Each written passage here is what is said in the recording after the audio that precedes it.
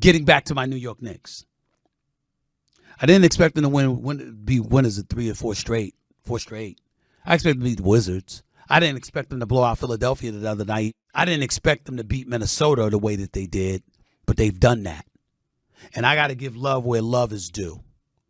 I'm a bit reluctant to give that to Leon Rose because I think that there's a dereliction of duty on his part in terms of really selling the franchise to the public, hiding away and having other people on the phone negotiating on his behalf and all of this other stuff. I don't like it.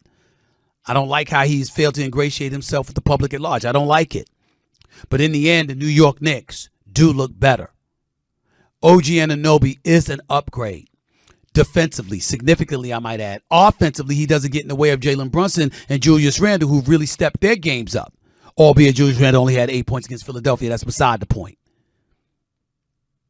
The brothers balling. Jaylen Brunson is an all-star. Make no mistake about that. He's an all-star this year. And he's one of the best point guards in the game. And I look at the Knicks without Mitchell Robinson, Isaiah Hartenstein coming in and balling the way that he's balling. A 7-footer, 250-pounder, active, fights, feisty. He's a Tom Thibodeau kind of player. Mad love and respect to him. Okay? Dante DiVincenzo, like what he's giving them. Grimes, he doesn't look comatose anymore. But I miss Emmanuel Quickly. I missed those 15 points off the bench. I missed that runner-up for 6th man of the year. I missed that Energizer Bunny and Sparkplug. I think he's a poor man's version of Tyrese Maxey. I like Emmanuel Quickly.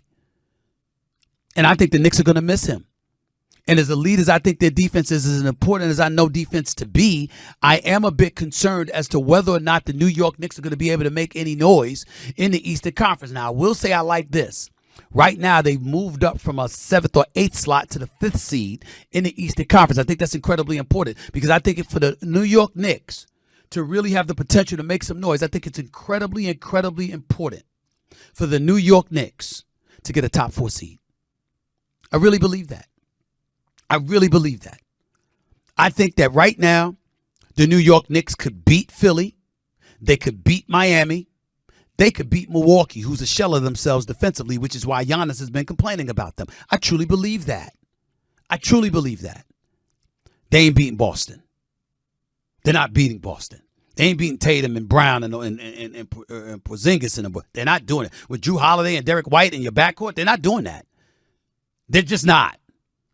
Milwaukee's a different animal because they've been compromised defensively. Philadelphia is a question mark because of their depth. Outside of Embiid and Maxey, who can you really rely upon? I know Tobias Harris can play.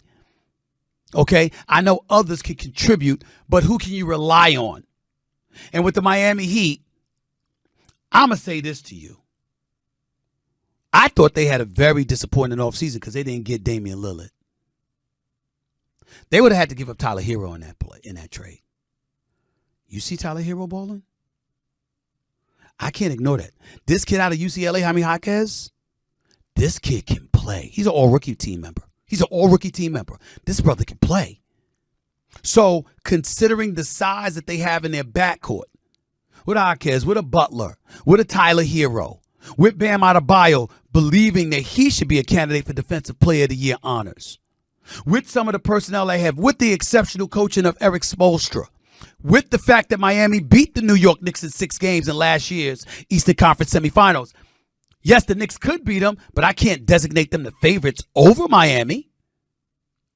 So that means at the very least, I got 2 teams that could take you out, and the other 2 teams that are question marks are led by Joel Embiid and Giannis Antetokounmpo, none of whom the Knicks have. Their best player is Jaylen Brunson, who's a 6'1 lefty. I don't know about that. I got my reservations. But I can't deny that the trade looks good right now, that the New York Knicks look better, that the New York Knicks are formidable. I can't deny any of that. But it doesn't mean that they're gonna get out of the first round. It damn sure doesn't mean they're gonna get out of the semifinals. And if they haven't improved upon last year, then what have they really done? And I'm saying to you, there's a difference between playing to win and playing not to lose. And when you look at management, even though their moves have been good and we give them credit, in the same breath, it's about patience. It's about time. It's about the marathon, not the sprint. That's what they want to tell us while they hold 11 picks over the next 8 years or 7 years.